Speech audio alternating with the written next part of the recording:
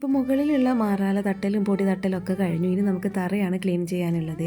അപ്പോൾ ഞാൻ ഈ വിറകൊക്കെ കൊടുന്ന് വയ്ക്കുന്ന സ്ഥലം ഉണ്ടല്ലോ, അവിടെ അടുപ്പിന് ചുവട്ടിലുള്ള സ്ഥലം, അപ്പോൾ അവിടെയൊക്കെ ഒന്ന് ഞാൻ അടിച്ച് വൃത്തിയാക്കിയിട്ടുണ്ടായിരുന്നു. അപ്പോൾ അവിടെ നിന്നാണ് ഒരുപാട് പൊടി വന്നിട്ടുള്ളത്. അപ്പോൾ ഈ പ്ലാസ്റ്റിക്കൊക്കെ ഞാൻ ആദ്യം ഇങ്ങോട്ട് മാറ്റി പ്ലാസ്റ്റിക് കവറും കാര്യങ്ങളൊക്കെ ഒരു കവറിലാക്കി എടുത്തിട്ടുണ്ട്, ഹരിത കർമ്മസേനയ്ക്ക് വേണ്ടിയിട്ടുള്ളത്. ബാക്കി പേപ്പറും ഇതൊക്കെ കത്തിക്കാൻ വേണ്ടിയിട്ട് മാറ്റി എടുക്കുകയാണ് കേട്ടോ. അപ്പോൾ ഞാനിത് ഈ പേപ്പർ ഇതൊക്കെ വേസ്റ്റ് കൊട്ടയിലേക്ക് മാറ്റിയിട്ടുണ്ട്. ഇനി ഇവിടെ നിന്ന് തൂത്ത് വാരിയിട്ട് ഇതൊക്കെ ഒന്ന് കൊണ്ടുപോട്ടെ കത്തിക്കാനായിട്ട്.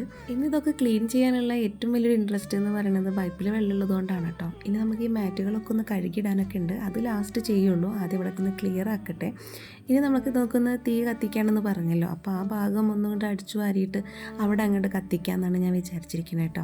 പൊടിതട്ടലും അടിച്ചു വാരലും ഇപ്പോൾ ഈ വേസ്റ്റ് കത്തിക്കലും മാത്രമാണ് കേട്ടോ കഴിഞ്ഞിട്ടുള്ളൂ. ഇനിയും പണികൾ കിടക്കുന്നുണ്ട്. ഇനി നമുക്ക് അടുക്കളയുടെ ചുമരൊക്കെ ഒന്ന് കഴുകിയെടുക്കാനുണ്ട്. എൻ്റെ വലിയൊരു ആഗ്രഹമായിരുന്നു കേട്ടോ, വീട് ചെറുതാണെങ്കിലും നമ്മുടെ അടുക്കളയുടെ ചുമര് മൊത്തം ടൈൽ ഒട്ടിക്കണം എന്നുള്ളത്. കുന്നോളം ആഗ്രഹിച്ചാൽ കുന്നിക്കുരുവോളം കിട്ടും എന്നുള്ളൊരു പഴമൊഴി ഉണ്ടല്ലോ, അതുപോലെയാണ് എൻ്റെ ജീവിതം. ഞാൻ ഒരുപാട് ആഗ്രഹിച്ചിട്ടുണ്ടായിരുന്നു, എന്നാലും എൻ്റെ ആഗ്രഹങ്ങളിൽ ചെറിയ ചെറിയ കാര്യങ്ങളൊക്കെ എനിക്ക് സാധിച്ചെടുക്കാൻ പറ്റി. അതിന് ഞാൻ സർവേശ്വരനോട് നന്ദി പറയാൻ കേട്ടോ. ഇനിയിപ്പോൾ ഇതൊക്കെ ഒന്ന് കഴുകിയെടുക്കാനുണ്ട്. അടുക്കളയുടെ വീതനൊക്കെ ഞാൻ നന്നായിട്ട് കഴുകി, കാരണം നമ്മൾ അവിടെ അടുപ്പ് തീ കത്തിക്കണതല്ല, അപ്പോൾ അതിൻ്റെ പുകയൊക്കെ ചെറുതായിട്ടൊക്കെ പുറത്തേക്ക് വരുമല്ലോ, പുകയില്ലാത്ത അടുപ്പാണെങ്കിൽ. പിന്നെ ഇത് നമ്മുടെ ഈ ഗ്യാസ് സ്റ്റവ് ഉണ്ടല്ലോ, ഇതിന് 13 വർഷത്തെ പഴക്കമുണ്ടേ, ഇപ്പോഴും പുതുപുത്തം പോലെ തന്നെയാണ്. ഇത് മാറ്റണമെന്നൊക്കെ എന്നോട് ചോദിച്ചിട്ടുണ്ടായിരുന്നു. പക്ഷേ എനിക്ക് അങ്ങനെ ഒരു സംഭവം അത്രയും നാശമായിട്ട് ഉപയോഗിക്കാൻ പറ്റണില്ലെങ്കിൽ മാറ്റുക, അത്രയേ ഉള്ളൂ. അല്ലാതെ അങ്ങനെ മാറ്റുന്നതിനോട് എനിക്ക് വലിയ താല്പര്യമില്ല കേട്ടോ. പിന്നെ നമ്മുടെ ഗ്യാസിൻ്റെ സിലിണ്ടർ പുറത്തേക്ക് വെക്കാനുള്ള പണിയൊക്കെ നടന്നുകൊണ്ടിരിക്കുകയാണ് കേട്ടോ. അതെന്തായാലും ഒന്ന് പുറത്തേക്ക് വെക്കണം. ഇവിടെ ഗ്യാസ് വെക്കാനും വിറകിട്ട് കത്തിക്കുന്ന അടുപ്പും ഒരേ സ്ഥലത്ത് തന്നെയാണ്, സെപ്പറേറ്റ് ആയിട്ട് രണ്ടെണ്ണമായിട്ട് ഉണ്ടാക്കിയിട്ടില്ല.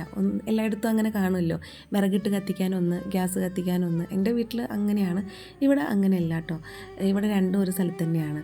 അതും ഞാൻ പറഞ്ഞത് തന്നെയാണ് കേട്ടോ, അങ്ങനെ മതി, രണ്ടെണ്ണം വേണ്ട, ഒന്ന് തന്നെ മതി എന്നുള്ളത്. ഈ പൊടിയൊക്കെ ഇട്ട് വെച്ചുള്ള പാത്രങ്ങളുണ്ടല്ലോ, അതിലും വേണ്ടാത്ത കുറേ പാത്രങ്ങൾ ഒഴിവാക്കി പിന്നെ ബാക്കിയുള്ള പാത്രങ്ങളിലൊക്കെ മുകൾ വശമൊക്കെ ഒന്ന് ഇതുപോലെ ഒന്ന് തുടച്ച് വെക്കുകയാണ് ചെയ്തത്. കാരണം ഞാൻ ഓരോന്ന് കഴിഞ്ഞിട്ട് അതിലാക്കുന്ന സമയത്ത് ആ ബോട്ടിലൊക്കെ ഞാൻ കഴുകിയിട്ടാണ് പിന്നീടുള്ള പൊടികളൊക്കെ അതിൽ ആക്കി വെക്കാറ്. അപ്പോൾ അതേ നമ്മുടെ ഷെൽഫുകളെല്ലാം ക്ലിയറാക്കി ഓരോ സാധനങ്ങൾ വെച്ചു.